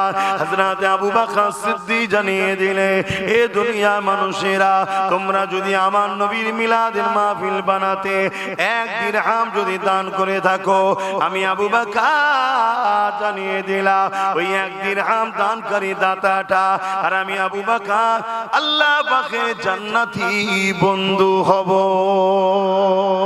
আরো জোরে বলুন সুবহান। আমাদের মধ্যে অনেক সময় ধারণা হয় যে অনেক লোক আছে দান করে যারা শরিয়াতের হুকুমগুলো ঠিকভাবে মানতে পারে না, প্যান্ট শার্ট পরা হয়তো দাড়ি চেঁচে ফেলেছে, ভুল করেছে, এই ছেলেগুলো আবার কি করে সিদ্দিক আকবরের জান্নাতের বন্ধু হতে পারে, এটা আমাদের অনেকের ধারণা এসে যায়। আমরা ইতিহাস জানি না, আমরা শরিয়াতকে বুঝি না, এজন্য ধারণা আসে আমার আল্লাহ যাকে পছন্দ করে নেবে তাকে আল্লাহ জান্নাতের উঁচু মাকামে যাবার উপযুক্ত বানিয়ে তৈরি করি তারপরে তুলবে। জোরে বলুন সুবহানাল্লাহ। তাই কিসমত চমকানোর ব্যাপার, যদি একবার কিসমত চমকে যায় তাহলেই আমরা কামিয়াবি হয়ে যাব। আমার রাসূল পাক সাল্লাল্লাহু আলাইহি সাল্লামের মাকাম কত, যে নবীর মিলাদের মাহফিল বানানো কত সম্মানের কাজ এবং সেই মাহফিলে সহযোগিতা করা কত সম্মানের কাজ। আজ বড় দুঃখ লাগে আমাদেরই ভাইরা শিক্ষার অভাবে হোক বা কোন ভুল রাস্তায় পড়ে যে হোক, অনেকের ধারণা রাসূলের মিলাদের মাহফিল করা যাবে না, সিরাতুন নবী করো। অবশ্যই সিরাতুন নবী অবশ্যই করতে হবে, কিন্তু আহলে সুন্নাত ওয়াল জামাআতের আকীদা সিরাত যার মিলাদও তার। সিরাত বলতে জীবনী, কোন জীবনী কারো লিখলে বললে বা বলতে গেলে সেই জীবনী কিনা শিশু বেলাটা বাদ দিয়ে কি জীবনী হয়? কথা বলো। এটা আশ্চর্যের বিষয় যে নবীর সিরাত মানেন, মিলাদ মানতে চান না। নবীর মিলাদকে অস্বীকার করলে রিসালাতকেই তো অস্বীকার করা হবে। তাই সিরাত যার, মিলাদও তিনার, মিলাদ জিনার, সিরাতও তিনার। তাই সবটাই আহলে সুন্নাত ওয়াল জামাত, নবী ও সাহাবা হুজুরদের মাননেওয়ালা আমাদের আকীদা। জোরে বলুন সুবহানাল্লাহ। বাপেরা, নওজোয়ান তরুণেরা, আসেন আমার নবী পাকের একটু শিশুবেলা আলোচনা করি।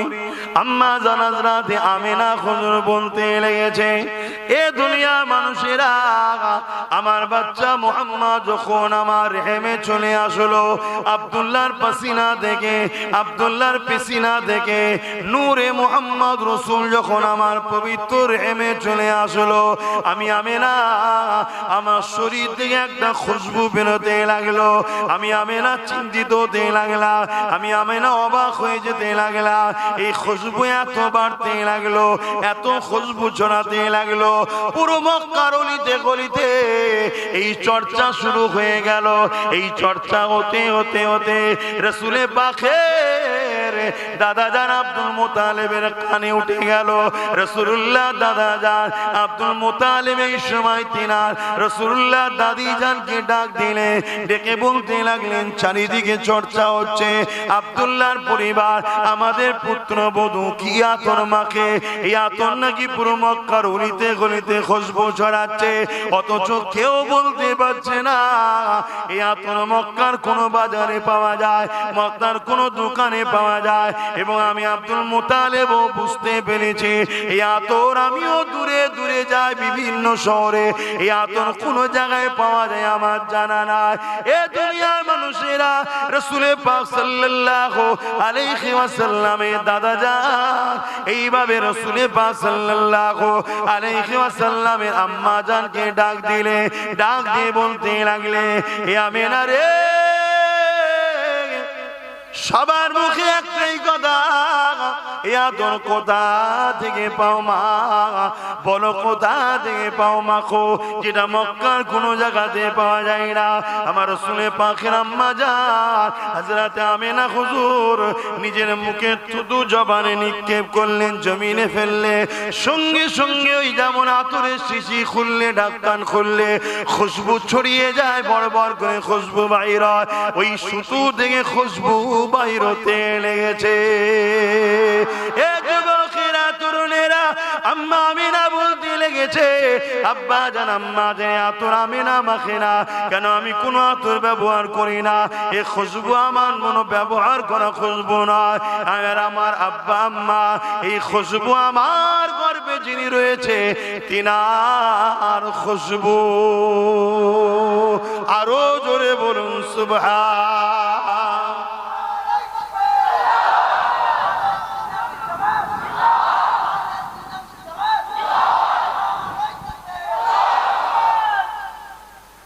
আমার নবী কত বড় নিয়ামত বুঝতে পাচ্ছেন? কি গো বলবেন তো? সেই রসুল ছেড়ে দিয়ে দুনিয়ার কোথায় ছুটছো যুবক? কোথায় হাতড়াচ্ছ? কোথায় বসে থাকছো? কোথায় উঠা বসা করছো? কাদের পিছনে ছুটি করছে? রসুল ছেড়ে দিয়ে নবীর দুশমনদের আপন করেছো, নবীর দুশমনদের বন্ধু করেছো, নবীর দুশমনদের সহযোগিতা করছো, যারা তোমার নবীর দিনকে মিটাতে চাইছে, হ্যাঁ, যারা তোমার নবীর শানে গুস্তাখি করে, ছোট বড় কথা বলে, নবীর মিলাদের মাহফিলকে মিটিয়ে দিতে চায়, নবীর দিনকে মিটিয়ে দিতে চায়, তাদের সঙ্গে যুবক উঠা বসা করো। হাতটাকে আমার নবীর যারা বিরোধী করছে, মাফ করবেন, ভাষা খারাপ লাগলে কিছু করার নেই, তাদের শরীরের দুর্গন্ধে কাউকে যদি জেন ধরে, ওই জেন পর্যন্ত ছেড়ে পালাবে। সেরকম কিছু জালিম শয়তান আমার নবীর বিরোধী করছে না, করেন? আর আমরা মুসলমান ঘরের যুবক, এই তুমি ওখানে গাছে হেলান দিতে নিয়েছি, কি দুঃখ তোমার মনে? জন জন ছেলে, বস, এইটাই তো দুঃখ। তোমরা মাছানে বসো, চায়ের দোকানে বসো, ক্লাবে বসো, পার্টি অফিসে বসো, ফুটপাতে বসো, সিনেমা, যাত্রা, গান যেখানে বসতে নিষেধ করেছে সেখানেও বসো। হাইরে যুবক, কাদের পাল্লাই পড়ে গেলে?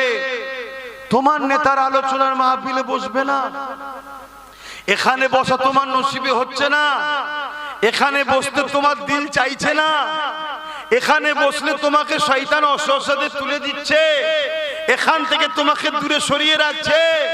তোমার কি ভয় হয় না? তোমার তো মৃত্যু এক্ষুনি হয়ে যেতে পারে, তোমার কবরে তো কেউ যাবে না, তোমার আব্বা আম্মা নেতা নেত্রী কেউ যাবে না, তোমার কবরে নূর নবী আসবে। জোরে বলুন সুবহানাল্লাহ। তুমি যদি দুনিয়ায় নূর নবীর হও, নবী তোমাকে কবর থেকে জান্নাত পর্যন্ত নিয়ে যাবার দায়িত্ব। জোরে বলুন সুবহানাল্লাহ। আর তুমি যদি দুনিয়ায় রাসূলের না হও, তা তোমার কি দশা হবে? আল্লাহ নবী বলেছেন, জাহান্নামের একটা গর্ত করে দেওয়া হবে কবরকে তাদের জন্য যারা ইসলাম বিদ্বেষী, নবী বিদ্বেষী, মুনাফিক মুসলমান, তাদের জন্য কবরকে জাহান্নামের একটা গর্ত করা হবে এবং সেখানে দাও দাও করে আগুন জ্বলবে। 99টা সাপ দেওয়া হবে, এক একটা সাপের দুটো করে মুখ থাকবে। দুনিয়াতেও দুমুখো সাপ দেখেছো না? দেখো, একটু ভয় করো যুবক। আমার নবীর কোন কথা পৃথিবীর কেউ মিথ্যা প্রমাণ করতে পারেনি। আমার কোরআনের কোন কথা পৃথিবীর কেউ মিথ্যা প্রমাণ করতে পারেনি। কয়েক লক্ষ কোটি মিলিয়ন টাকা খরচ করে বছরে বছরে কোরআনের ভুল বার করার জন্য পৃথিবী বিখ্যাত দেশগুলো, আমেরিকা বলুন, ফ্রান্স বলুন, ব্রিটেন বলুন, সবাই রিসার্চ করছে কোরআনের ভুল বার করার জন্য। শোনো বন্ধুরা, কেউ 20 কেউ 30 বছর রিসার্চ করে তারা বলতে লেগেছে কোরআনের তো ভুল নাই, আমার একটা ভুল পেয়েছি, ওই ভুল হলো কোরআন না মেনে আছি। তাই আজ আমি কথা দিলাম, কোরআন মেনে নিলাম। জোরে বলুন সুবহানাল্লাহ। সেই ঘরের সন্তান তোমরা, সেই ঘরে আল্লাহ তোমাদেরকে পাঠিয়েছে। আজকে তোমাদের আদর্শ কি? তোমাদের বসার জায়গা কোথায়? তোমাদের করণীয় কি? তোমাদের কাজ কি?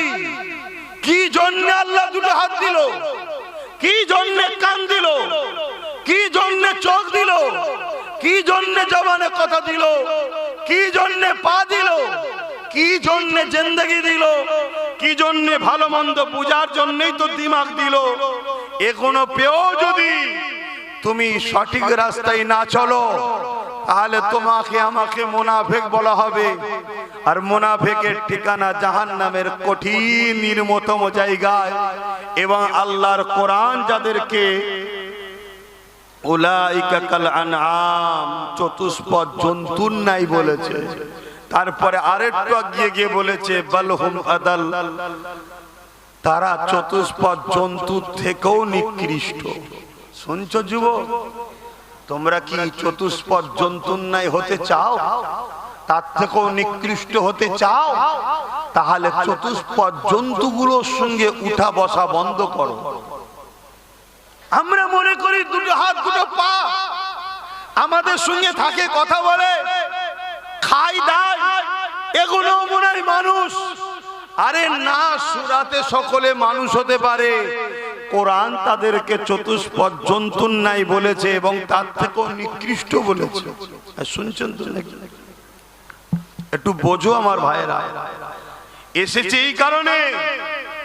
আর মাদ্রাসাগুলোতে এই সত্য শিক্ষা হয় বলে আজ জালিম অত্যাচারীরা, সমাজ বিরোধীরা, খুনিরা, রেপিস্টরা, দাঙ্গাবাজরা, চরিত্রহীনরা মাদ্রাসার বিরোধী করে। এ সমাজে মাদ্রাসা বিরোধী লোক আছে না? না। যারাই মাদ্রাসার বিরুদ্ধে, মনে রাখবেন, হয় গাঁজাখোর, নাই পাতাখোর, নাই সুদখোর, নাই জেনাখোর, নাই খুনি, নাই দাঙ্গাবাজ, নাই সমাজ বিরোধী, নাই লুটেরা, কোন ভালো লোক মাদ্রাসার বিরোধী করে না। কেন? মাদ্রাসা মানুষ তৈরি করার কারখানা। জোরে বলুন সুবহানাল্লাহ।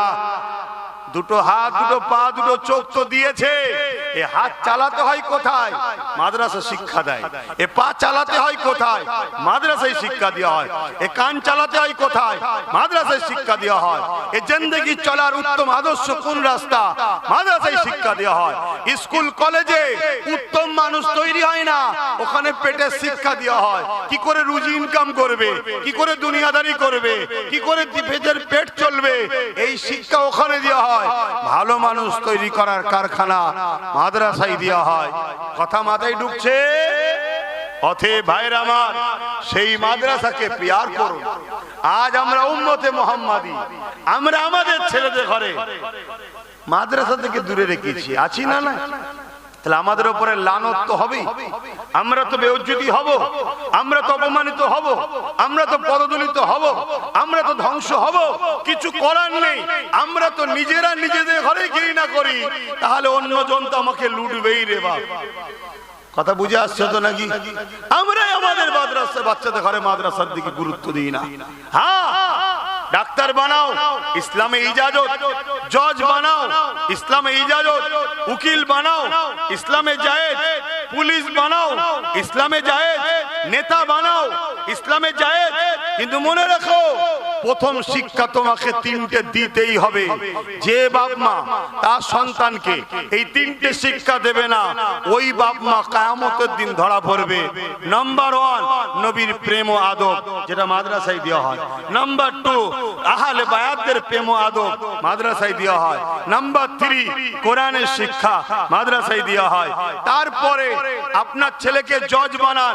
ও জজ কখনো ভুল রায় দেবে না, ও জজ কখনো মুখ চেয়ে রায় দেবে না, ও জজ কখনো সংবিধান বিরোধী রায় দেবে না, ও জজ কোনোদিন মানবতার বিরুদ্ধে রায় দেবে না।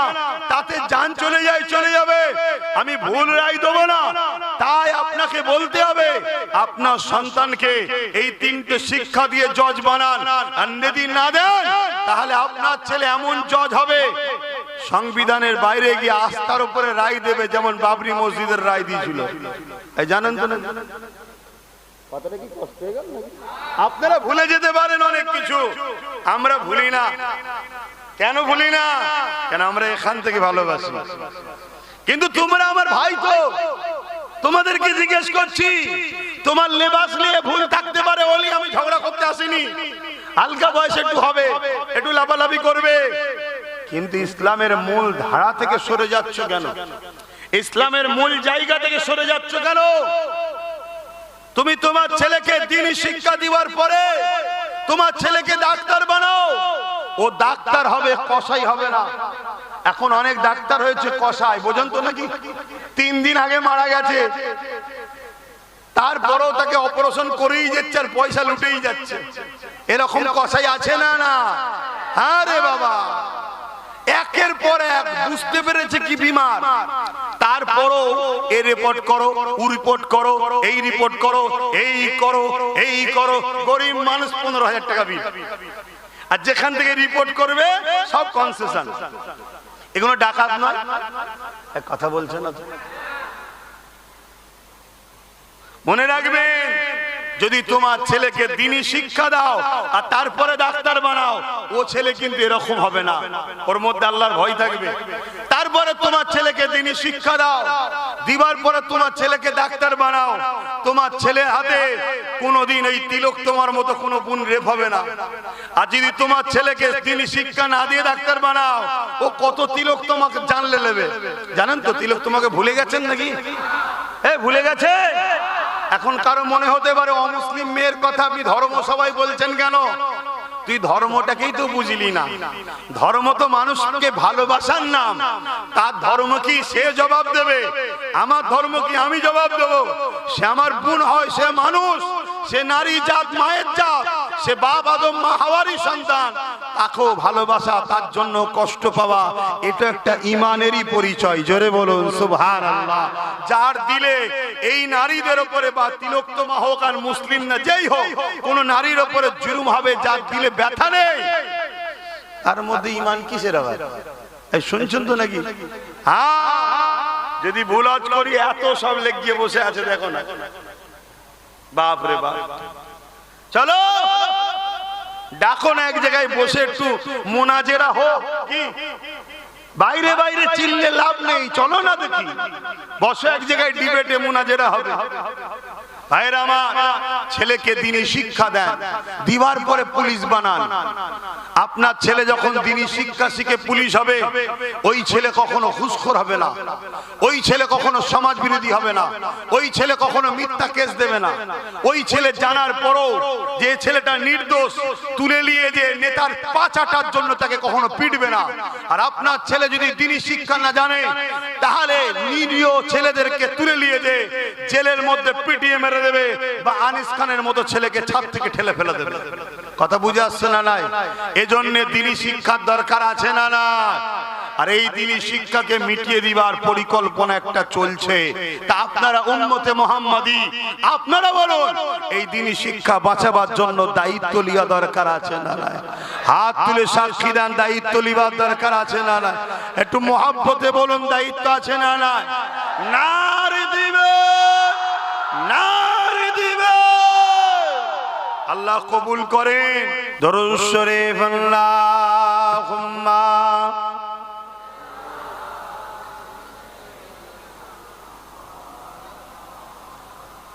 ওয়ালা আলি সাইয়্যিদিনা।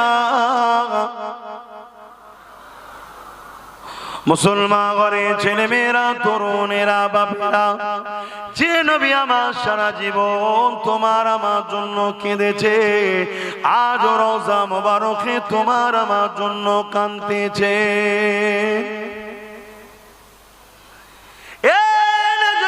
তরুণেরা, আল্লাহ নবী, নবী, দয়া নবী দুনিয়া জমিনে এসেছিলেন তোমাকে আমাকে সমস্ত খারাপ থেকে বাঁচিয়ে আল্লাহর জান্নাতের রাস্তা দেখাবার জন্যে, আল্লাহর জান্নাতের মানুষ বানাবার জন্যে সেই নবী পাক সাল্লাল্লাহু আলাইহি ওয়াসাল্লাম কতটা তোমাকে আমাকে পেয়ার করেছে। আমার নবী পাক সারা জীবন তোমার আমার জন্য কেঁদেছে, যখনই কেঁদেছে তোমার আমার জন্য কেঁদেছে। আম্মা জান খাদিজাতুল কুবরা রাদিয়াল্লাহু তাআলা আনহা বলতে লেগেছে, আমার নবী পাক সাল্লাল্লাহু আলাইহি ওয়াসাল্লাম রাত জেগে জেগে সিজদায় পড়ে পড়ে আল্লাহ পাকের কাছে কাঁদতে থাকতেন, ও রব্বি আল্লাহ পাক আমার উম্মত উম্মতিদেরকে maaf করে দিন আল্লাহ, আল্লাহ আমার উম্মত উম্মতিদেরকে ক্ষমা করে দিন আল্লাহ, আল্লাহ আমার উম্মত উম্মতিদেরকে নাজাত দিন আল্লাহ।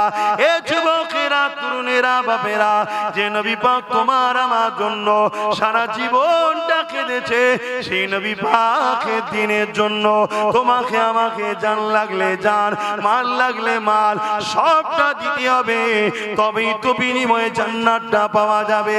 হ্যাঁ, যদি কেউ মনে করো আমি এমনি এমনি পেয়ে যাব, সে মূর্খের স্বর্গে বাস করতে লেগেছে। কেননা মনে রাখবে, ইতিহাস এটাই বলতে লেগেছে, আর দুনিয়া ও মাজরাতুল আখিরাত, এটা হলো তোমার আমার জন্য আখিরাতের খেতি বাগান। এখানে আল্লাহ পাক পাঠিয়েছে পরীক্ষা নিবার জন্য। এই পরীক্ষাটা কেমন ভাবে দিতে হবে, আল্লাহ নবীকে বলতে লাগলে, লা ইয়ামিনু আহাদুকুম হাত্তা কুনা আব্বা ইলাইহি মিন ওয়ালিদিহি ওয়া ওয়ালাদিহি ওয়ান নাসি আজমাইন।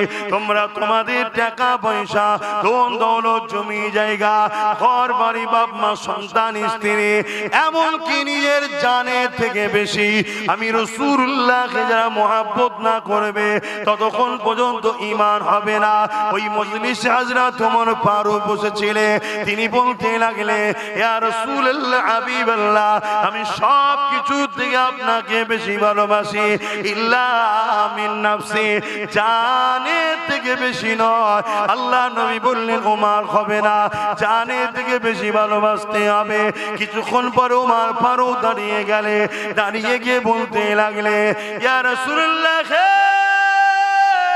ইয়া হাবিবাল্লাহ, আমি ওমর দাওয়া দিয়ে দিলাম, আমি আমার জানের থেকে বেশি আপনাকে ভালোবাসি। আরো জোরে বলুন সুবহান।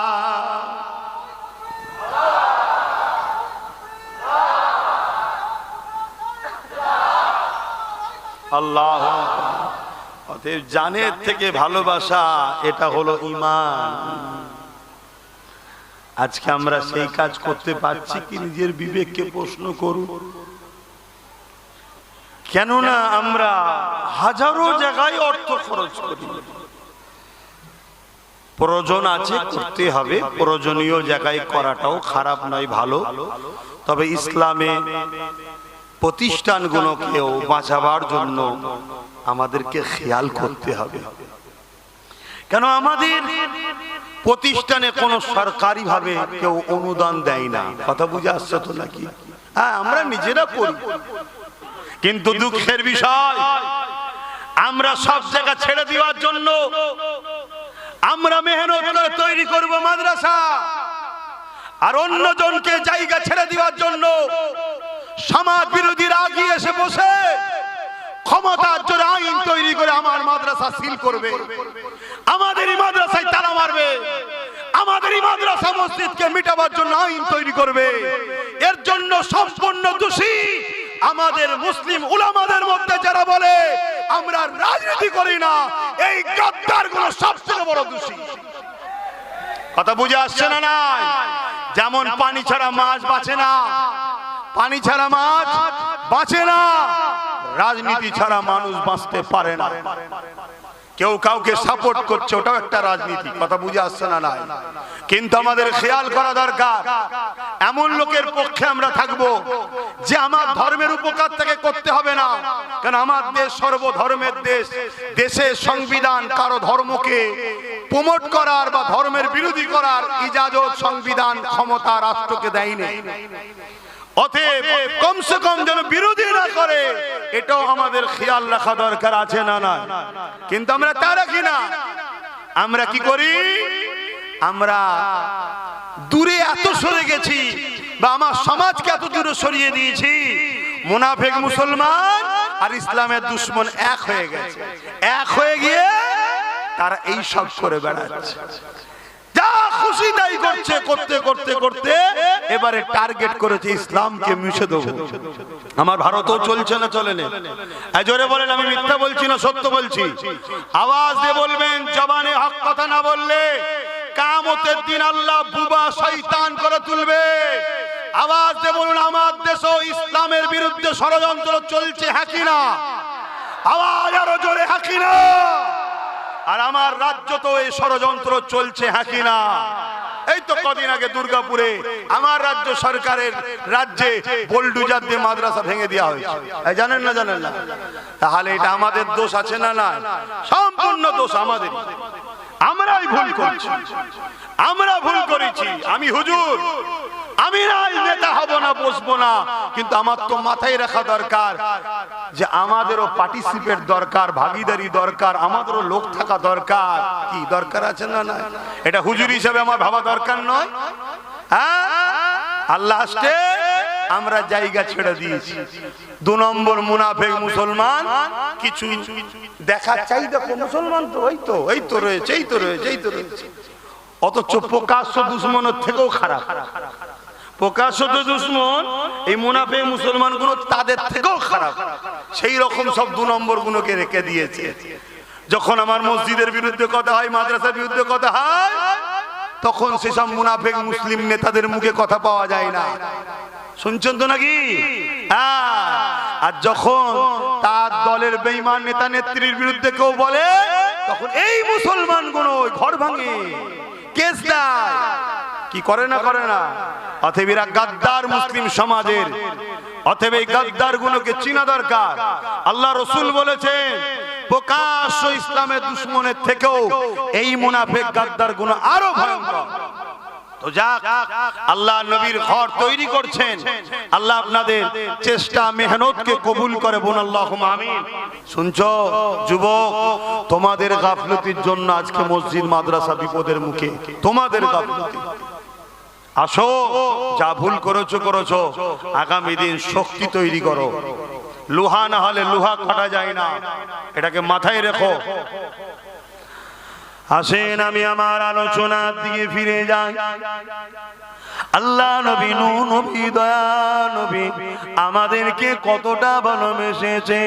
সারা জীবন নবী আমার তোমার আমার জন্য কেঁদেছেন। আজকে দিনে এখনো পর্যন্ত নবী আমার রওজা মুবারকে তোমার আমার জন্য কাঁদতেছে। কি গো, মানেন তো নাকি? কারা কারা মানেন নবী হায়াতুন নবী? হাত তুলুন। আলহামদুলিল্লাহ, আলহামদুলিল্লাহ। মনে রাখবেন, ইসলামের দুশমনেরা একদল মুনাফিক উলামাদের দ্বারা সমাজের সাধারণ লোকের ঈমান খেচ্ছে, নবী নাকি মরে শেষ হয়ে গেছে। বলুন নাউজুবিল্লাহ। এ কথা মানলেই কাফের। এই শুনছেন, আমার নবী সশরীরে রওজা মুবারকে আমাদের জন্য এখনো আল্লাহর দরবারে দোয়া ও ফরিয়াদ করছেন। জোরে বলুন সুবহানাল্লাহ।